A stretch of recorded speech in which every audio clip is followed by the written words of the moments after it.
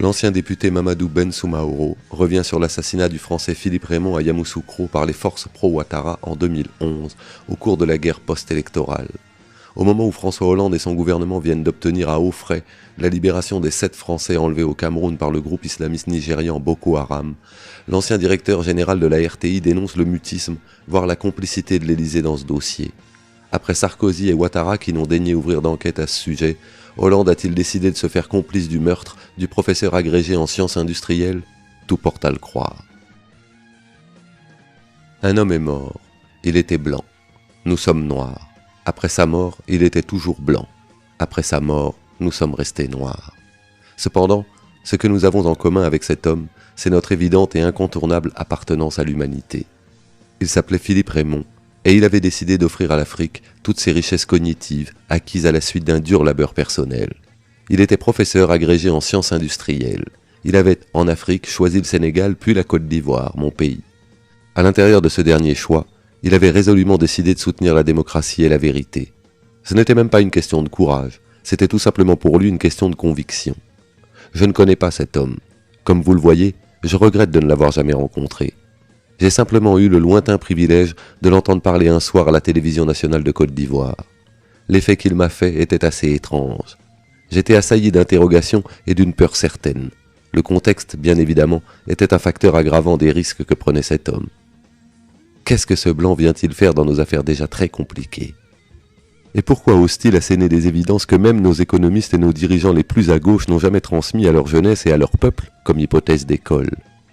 Philippe Raymond a osé ce que nous n'avons jamais eu ni le courage ni même l'idée de faire.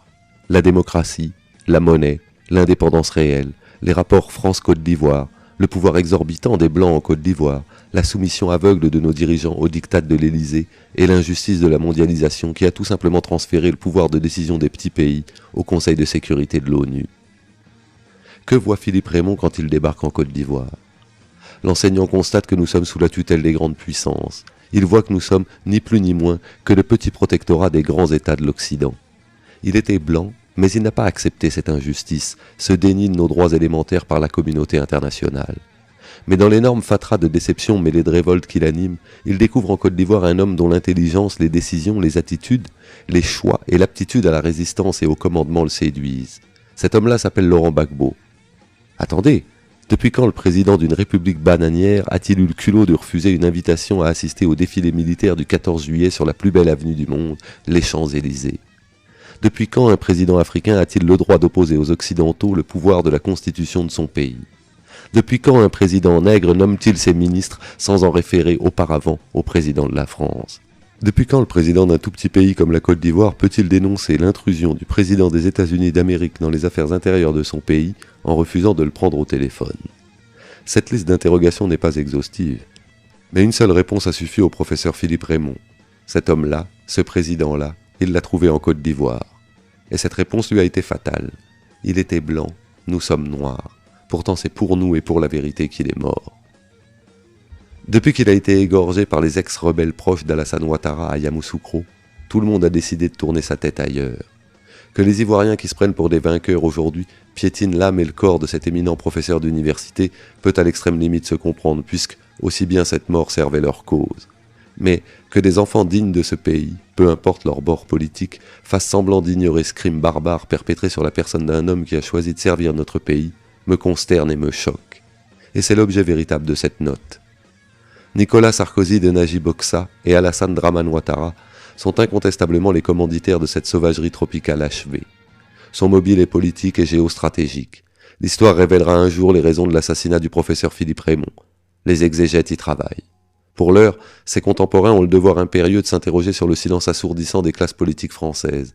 Ça va de la droite bicéphale UMP à la gauche chaviste et bolivarienne de Jean-Luc Mélenchon, en passant par le Parti socialiste qui gère le pouvoir d'État. Je n'ai pas cité les intellectuels parce que Bernard-Henri Lévy, qui s'est autoproclamé pape de leur association virtuelle, ne sait plus défendre que la cause de l'interventionnisme brutal et celle de la guerre chez les plus faibles. Le seul et le dernier des justes qui nous appelait tous à l'indignation respectable vient de nous quitter à 95 ans, c'était Stéphane Hessel. Alors, il n'y a plus personne en France pour s'interroger sur le sort d'un Français qui se fait trucider par des dozos barbares et hirsutes avec des méthodes d'une époque médiévale, au nom de l'intérêt mesquin et combiné d'un président français, en l'occurrence Nicolas Sarkozy de Najib Oksa, et de son ami Alassane Dramane Ouattara. La présidence de la République de Côte d'Ivoire vaut bien le sacrifice d'un petit blanc français, fût-il agrégé. Mais Philippe Raymond n'a eu droit ni à une messe, ni à une sépulture digne. Son corps traîne dans un fossé creusé à la va-vite dans la brousse de Yamoussoukro. Aucune enquête n'a été ordonnée, ni par le pouvoir d'Alassane Dramane Ouattara, ni par celui de Nicolas Sarkozy de Najib Oksa. On ne s'est donné la peine de rechercher ni les assassins, ni les commanditaires directs ou indirects. Personne ne sait même si les parents de l'infortuné professeur ont été informés de la mort de leur fils. Peut-être les a-t-on menacés de représailles s'il s'agitait trop, ou peut-être les a-t-on payés pour qu'ils se taisent à jamais. Parce qu'avec Sarkozy, tout peut arriver. Nous sommes bien placés pour le savoir. Même après toutes ces questions sur l'attitude scandaleuse de la France, on ne saurait se satisfaire de la discrimination dont souffre le cas Philippe Raymond. Qu'est-ce que cet homme a bien pu faire à la France pour mériter une telle punition post-mortem ? Nicolas Sarkozy a volé personnellement au secours des voyous de l'Arche de Zoé au Tchad, puis exigé la libération de Florence Cassé, au point de provoquer une rupture des relations diplomatiques avec la République du Mexique. François Hollande, qui arrive sur le tard dans le dossier, agite en faveur de la belle Florence. Que dire du combat personnel de Dominique Galouzeau de Villepin pour Ingrid Betancourt ? Jacques Chirac a bombardé la moitié de la Côte d'Ivoire pour les 9 soldats français dont on a réussi à imputer injustement la mort à Laurent Gbagbo. Le même Jacques Chirac a envoyé les forces spéciales françaises soustraire des mains de la justice ivoirienne 4 soldats français, braqueurs de l'agence de la Banque centrale des États d'Afrique de l'Ouest, BCAO, de Bouaké, sans informer le chef de l'État ivoirien. Le Premier ministre français François Fillon s'est personnellement déplacé pour l'affaire Yves Lamblin à Abidjan, et on se souvient du grabuge provoqué par la mort du correspondant de RFI, Jean Hélène, en Côte d'Ivoire. L'assassin, un agent de la police nationale, a été arrêté, jugé et écroué pour 20 ans à la maison d'arrêt et de correction d'Abidjan, MACA. L'affaire Guy-André Kieffer, journaliste et accessoirement honorable agent du contre-espionnage français, a empoisonné pendant plus de 10 ans la vie politique ivoirienne. Toutes sortes de juges ont défilé à Abidjan sans pouvoir mettre la disparition de l'espion sur le dos de la famille Gbagbo. Et le combat cessa, faute de combattants, pour les raisons que vous savez.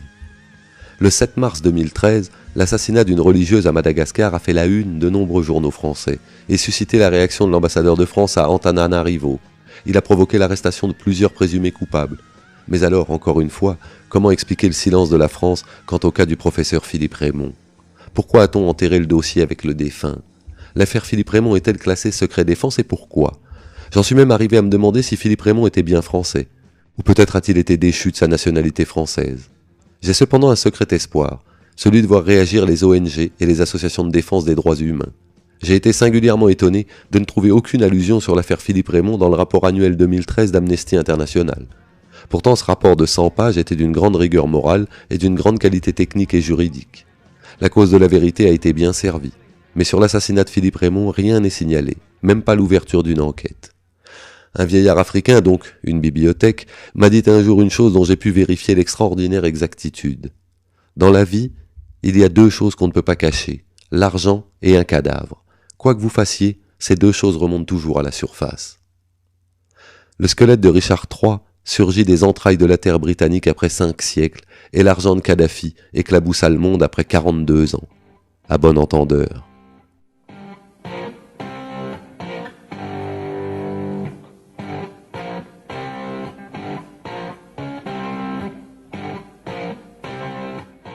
Mamadou Ben Soumaoro, journaliste, ancien directeur général de la télévision ivoirienne, ancien député à l'Assemblée nationale de Côte d'Ivoire, président honoraire de l'URTNA, Union des radios et télévisions nationales d'Afrique, citoyen d'honneur des villes de Lafayette et de la Nouvelle-Orléans, aux USA, commandeur de l'ordre du Rio Branco, Brésil.